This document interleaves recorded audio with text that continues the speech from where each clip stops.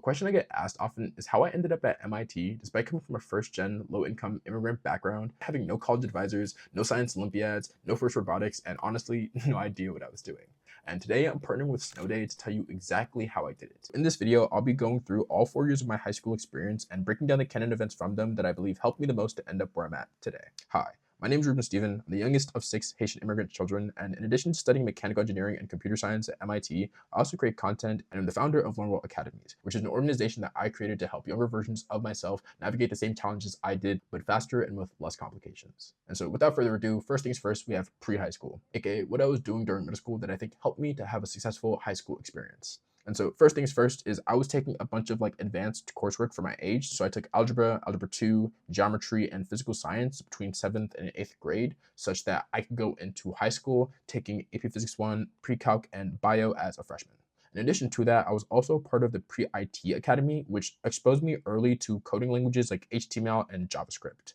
Other than that, I was also starting to hoop and play volleyball back then, which helped to provide a structured outlet for pent-up anger. We'll get more into that later about my family life and how that played into my admissions process. But it also planted seeds for physical fitness, my growth mindset, and understanding that discipline and delayed gratification are requirements for success. Look at me, I was back there looking curled. But anyways, moving on to the classes I took. Honestly, these aren't really important because they're middle school classes, but if you want to stop and look through, here's your chance. After that, moving into freshman year, we have COVID part 1. This is going to be especially important when we get into sophomore year and how that impacted my trajectory overall. But in freshman year, the canon events is that I started taking uni coursework, so that AP Physics 1, AP World History, the MYP Pre-Calc, and MYP Bio, such that I could set myself up for more STEM heavy classes later in my career. In addition to that, I also started dual enrolling as a freshman. So I took dual enrollment general psychology and dual enrollment macroeconomics. I also started taking Spanish as a freshman, which helped later because I ended up adding on IB, which has a requirement for 4 years of a language. Next is I continued athletics. So the basketball and volleyball that I'd started in middle school continued as a freshman, as you can see from this other Sherman flick of I don't know, he thought he was tough for real. All right, brother, relax. But again, really important was COVID, because they cooked me bad. I'm not gonna lie, bro. March 13th, 2020, I was in the back of a school bus thinking that my life was sweet because I got extra long spring break. Little did I know I was gonna be clapped for a whole year and a half, bro. But anyways, this led to me having to take my AP exams online, which led to me getting my lowest scoring AP exam ever, which was the AP Physics 1. I got a 3.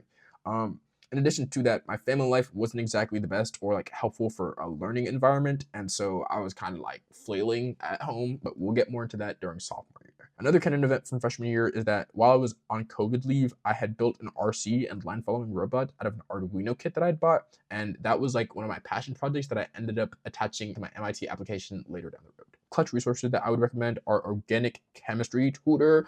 Oh my god, that man is the GOAT. And he low-key single-handedly got me through Pre-Calc and AP1, I'm not gonna lie. In addition to that, we have Heimler's History for AP World, and then for MYP Bio, I was tapping it with Amoeba Sisters Heavy. And as a result of these resources, I was able to clutch up a 4.0 GPA for the entirety of my freshman year, in addition to the dual enrollment classes that I was taking back then. Moving on to sophomore year. This honestly might have been one of the most important arcs of my life, hands down. And the reason for that is because this is COVID year 2. And in addition to being home and lacking the support structure that comes with being in a classroom, as well as the constant distractions from my less than functional home life, bro, I therefore was kind of down bad. This in tandem with the fact that I decided to be the most sweaty I think I have ever been pre-university, taking 6 AP classes and 6 dual enrollment classes for what? I don't know, but I did. And so I was doing all of that low-key by myself. And as a result, this was my worst academic performance I had ever experienced. Add to that the fact that I had started working at Chick-fil-A this year, bro. Everything was kind of just coming down and crashing. And as a result, bro, it acted as a forcing function and made me lock in. And what that looked like was reassessing and redesigning my learning approach by doing a deep dive into habit psychology, productivity systems, and skill acquisition. And some resources in particular that I would recommend for this arc I had put on was the 4-Hour Workweek by Tim Ferriss, because this one helped me clarify my strong why. The 6 Pillars of Self-Esteem by Nathaniel Brandon for the same reason. Psycho-Cybernetics by Maxwell Maltz, because it helped give me a structure for goal setting and visualization. And then The Power of Habit by Charles Duhigg, because it introduced me to the neuroscience behind habits, such as the cue, routine, and reward system. Another good recommendation here is Atomic Habits by James Clear, but I had read it afterwards. And some of the most influential habits or mindsets that came out of this training arc for me were picking up the habits of journaling, meditation, and consistent exercise. And particularly, there's like a quote that I had found back then that was, "The magic you seek lies in the work that you're avoiding." And to this day, I'm not gonna lie, bro, that's one of like my go-to sayings for a game. And as a result of that lock-in session, I was able to end the year with a 4.0 GPA and a 5.15 weighted. And eventually, I was able to codify the principles and lessons I had learned during this arc of my life into something I call the Learn Well Blueprint, which is free and available on my website at rstephen.com. Moving on to junior year, though, we have our canon events being returning to school in person, switching from my job at Chick-fil-A to a more fancy country club waiter job. And with the money I had saved up from working there and like sleeping on the floor of the bathroom, this was like New Year's Eve 2021 going into 2022. I was working all-nighter shift, and then I had to be there at 8 a.m. the next morning. And so I'm like, bro, I'm gonna just thug it out and sleep here because there's no point in burning like half my paycheck on Uber costs, which in the moment sucked very bad, but eventually it ended up as a story I told on my college application. So like, I guess it evens out. Additional canon events is that I moved up to varsity basketball, which was like really important for me when I was like 16. And then I also added on the IB diploma program, which I would say helped me a lot with developing my writing ability and like yap bag, and helped me to not just be a STEM bot who only does math and physics. They also made me do lab reports, which were called internal assessments, which came in handy, especially like when I actually got to uni and had to do like more structured research and whatnot. Additional canon events is that I rejoined my extracurriculars like the Black Student Union, the National Honor Society, Model UN, and I also was doing a whole lot of community service. I also added on track and field at this time, and I got my associate's degree in terms of like the dual enrollment credits I was taking. The reason why it has an asterisk is because I didn't actually end up getting it, because when I transferred to MIT, they didn't care about my credits, so like, sad for me. But I also learned about Questbridge this year, which was honestly one of the most pivotal or important pieces of information that I had ever gotten. I also took the SAT score that I had used to apply this year, and I got a 770 on the math and a 750 on reading for a combined score of 1520. Some clutch resources I would recommend for this arc was Professor Leonard, specifically for Calculus 2 and 3, Chemist Nate for IB Chem, Schmoop and SparkNotes for AP Lit, and then Heimlich History for IB History of Americas. My GPA and whatnot was still about the same. Ended off with a 4.0 unweighted and then a 5.35 cumulative weighted GPA. Resources I would recommend from this arc of my life was $100 Million Offers by Alex Hormozy, The Art of Learning by Josh Waitzkin, Thinking Fast and Slow by Daniel Kahneman, Never Split the Difference by Chris Voss, Influenced by Robert Cialdini, and The Art of Communicating, oh my god, can't recommend this book enough, by Thich Nhat Hanh. Moving on to senior year, some of our canon events is that I almost dropped out because of financial issues. So like the car I'd bought in junior year started breaking down. The school I went to was like 30 plus minutes away. I was also like feeling burnout and senioritis due to the fact that I was being a sweat all those 4 years, in addition to like having my associates done. So like, I keep my mindset going and was like, dog, I finished school. Leave me alone. I'm 18 years old. They got me raising my hand to go to the bathroom when I have like real life responsibilities and bills on my neck, and like, get me out of here. I can cash in my associates, be done with school, and just go work my job. You feel me? Eventually it ended up not, but that's a story for a different day. Additional canon events from senior year of high school is that I was named co-captain of my basketball team. Type beat. I co-founded a club called ABLES, which stands for the Association of Blacks and Latinos Entering STEM. I ended up being in the top 5% of my class, like number 13 out of like a 400. College up stuff is that I started super early.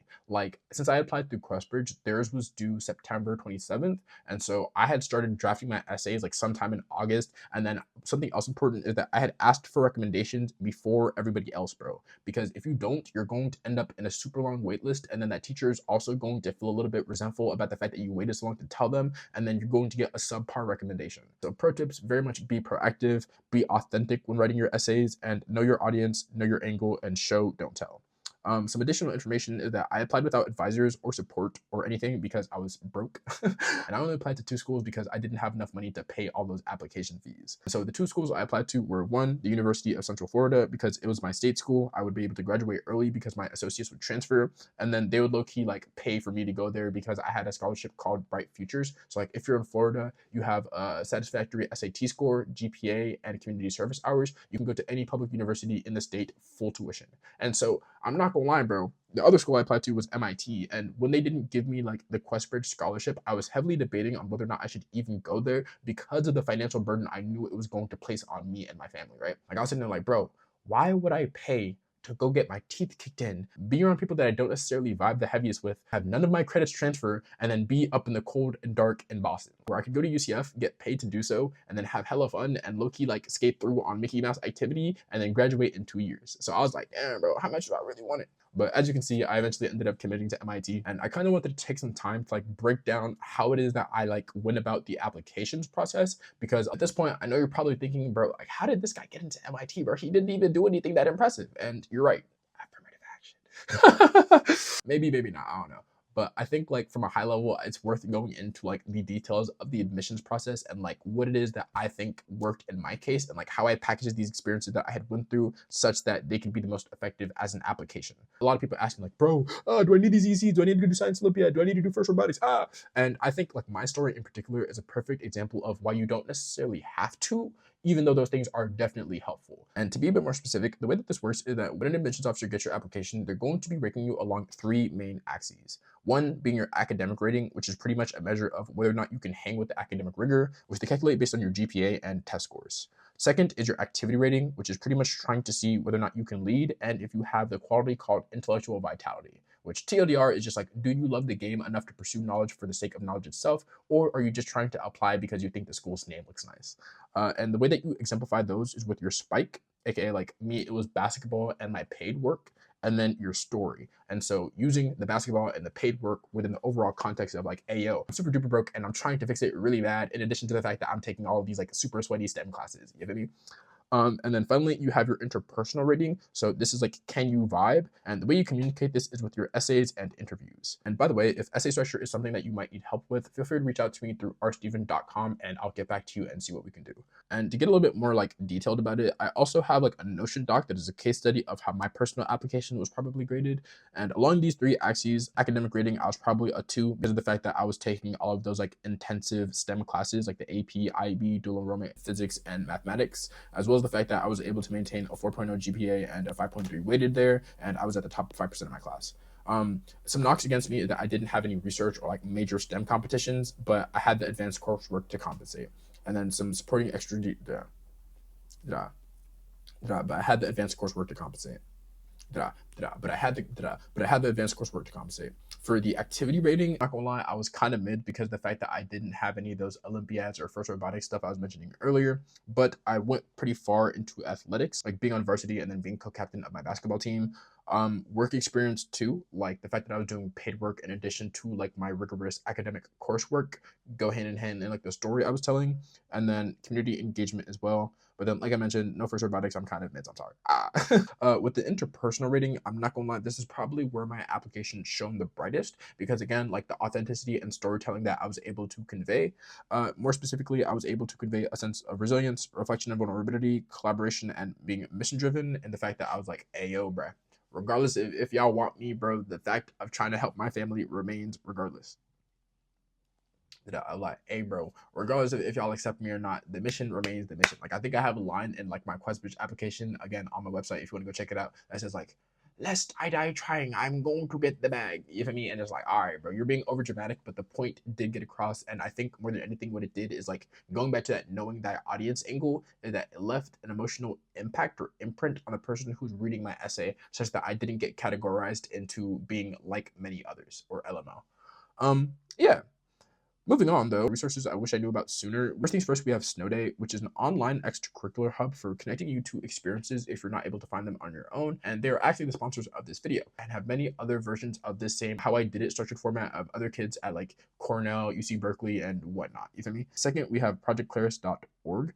Which essentially is the same thing, but more specifically tailored for research opportunities. Next, we have scholarships. And again, I can't stress how much Questbridge came in clutch for me. Some things that I would recommend doing, even though I personally didn't take advantage, were the Jack Kent Cook Scholarship, the Gates Millennium Scholarship, and Amazon Future Engineers. After that, something else that I didn't tap into at all, but which I would have, was the fly-in programs. And so MIT has WISE in the fall, and then MITES over the summer. Columbia had their engineering preview. There's access to Amherst, Windows on Williams, and LaunchX, just to name a few. There's probably more, but just to name a few. And if you want more resources or support from me personally, there's rstephen.com, which is my website, which has like the Learn Well Blueprint, Lower Society, the admissions guide, etc., etc. And if you want more support from me in particular, I have my website, rstephen.com. You can go onto and find more additional resources, like the exact application that I used to apply through Questbridge, plus a YouTube video that I made breaking it down, the Learn Well Blueprint, which is the doc I was referencing earlier for goal setting and accountability, the Learn Well Admissions Guide, which is like a Notion template that I had made for the same purpose, the Learn Well Podcast, which is a series of interviews that I I deal with top students and professionals in my network about the habits, mindsets, and strategies that have contributed to their success. And then you can also find me on additional socials at Instagram, YouTube, and TikTok. But that being said, I hope this was helpful. Follow for more content and catch y'all in the next one.